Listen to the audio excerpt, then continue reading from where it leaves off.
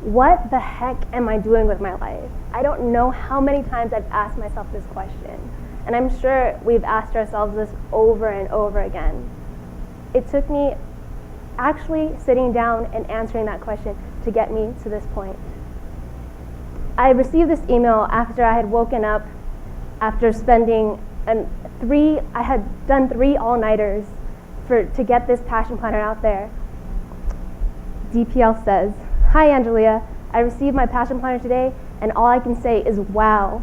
I run a family real estate business and it keeps me very busy, as well as I suffer from certain learning disabilities that I have struggled with since I was young.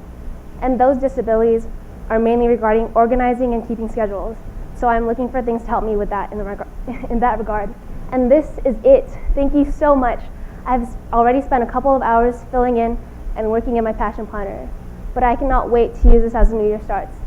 Thank you for making my life that much easier and more organized for me." I remember reading that and I started crying. It was the first time that my idea was actually helping someone out into the real world. I knew that I would probably never meet David, but that was amazing because I was finally making something that I felt like mattered.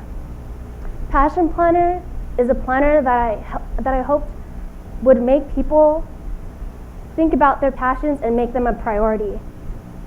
This is how Passion Planner looks on the inside. It has an appointment calendar, a section to write down good things that happened, and places to prioritize what you need to do in that day to make you feel like that day was worthwhile. But most importantly, it has a passion planner exercise. It's the same exercise that I used when I asked myself, what the heck am I going to do with my life? It makes you think about, what do I want to be, what do I want to do, and what do I want to have, and not base those answers based on anyone else, just yourself. I felt like this was important because it took your ideas and your passions and put them on paper, and it helped you expand those ideas and take action. So this small idea needed to be out in the world, so I decided to launch a Kickstarter. And in 23 days, more than 1,000 people from all over the world helped me raise more than $48,000 to get my planner out there. But it wasn't always thank you emails and sunshine. It was definitely not the perfect plan. Enter postgrad problems. So I had recently graduated from UCLA and I thought that I had done everything right. I had followed my passion by changing my major from pre-med to art.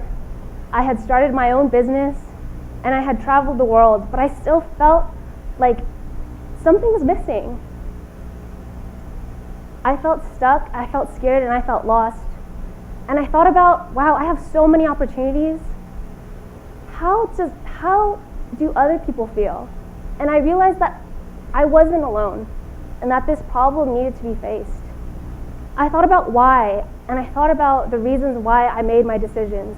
And I realized that it was because there were so many people that were influencing what I thought I needed to do.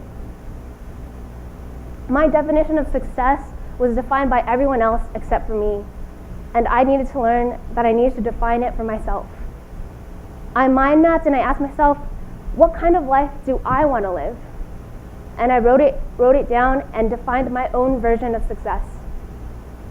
It boiled down to, I just really, really, really wanted to help people. But I knew I just couldn't go out into the world and try to help every single person. I wanted to create a tool. I wanted to create a tool that someone could use and I could be sleeping. And they could be, it's so amazing that I would travel and I would get an email from someone all across the world and they would say, wow, this has really helped me. Thank you so much for following your passions because I feel more confident in following mine. I felt that tools can help everyone and that tools were the perfect balance between increasing action without limiting potential. I wasn't telling you what to do, I was just telling you to start. And my tool was Passion Planner. When I started to chase my passions, I started to feel so much more fulfilled. Fulfillment for me I always felt like I was gaining energy. It's kind of like when you do something that you love. It's like when I play basketball. Like, I love basketball so much that I can play basketball for 6 hours and I will be completely energetic afterwards. And I realized that the journey was an adventure. Every single step that I was taking, it didn't matter if it turned out to be a success or a failure. I felt like I was going in the right direction. And I finally stopped looking for external motivations for people to tell me that I was doing a great job, because I knew in my heart that I was doing something that I was really, really passionate about. So right now you might be asking, well, I have no idea what my passions are. I've never had the time to think about them. What should I do? Where should I start? And I just say, start simple. For me, it was starting on paper and pen and asking myself the questions of, what do I want to do? What do I want to be? And what do I want to have? And being very, very honest, because all too often we try to create our goals and our passions based on what everyone else wants us to do. We go around the world doing this, and we say we want to get here, and people point us to the pyramids, or people point us to something else that looks like a cone, but we want to get to the Eiffel Tower. We can't get to the Eiffel Tower if we keep telling people that we want to get to the pyramids. And even chasing your passion doesn't need to be perfect. I learned that the hard way. I felt for a year Passion Planner was an idea, and I tried to think, okay, well, if someone is super analytical, then they probably want more to-do lists. Okay, but if someone wants a color, then they probably want like pink or purple. But I needed to realize that I just needed to start. It didn't have to be perfect. Why did I have to do it on paper? Well, I'm going to actually show you. So everyone right now, close your eyes. And I want you to raise your right hand and try to remember as many things in this room that are blue, counting on your fingers. And when you're done, you can put your hand down. So we have a few more people there. Okay, and now you can open your eyes.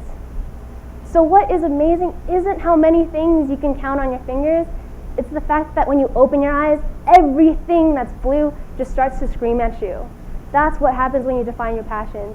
It acts as a constant reminder to tell you that this is what's important, that everything else doesn't matter, because we get so distracted by so many other colors that we need to focus on what our blue is. Why is my story unique?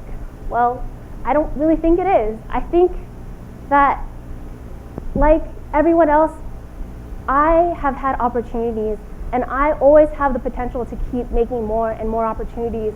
I just need to take action and have the courage to take action. What is the one thing that I learned from all of this? I learned that action cures fear. It wasn't planning, it wasn't my past accomplishments, it wasn't trying to think, okay, well, maybe this will work and maybe that'll work. It was just doing it and just going out there and making sure that I enjoyed every step that I was taking.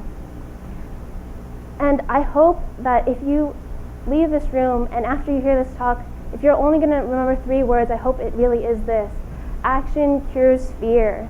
Because I know when you're in a place of crazy chaos and a place of where you have no idea where you want to go, the first thing you do is you think about, okay, what simple thing can I use? And I hope this is a tool that helps you take the first step in your own adventure of discovery. Thank you.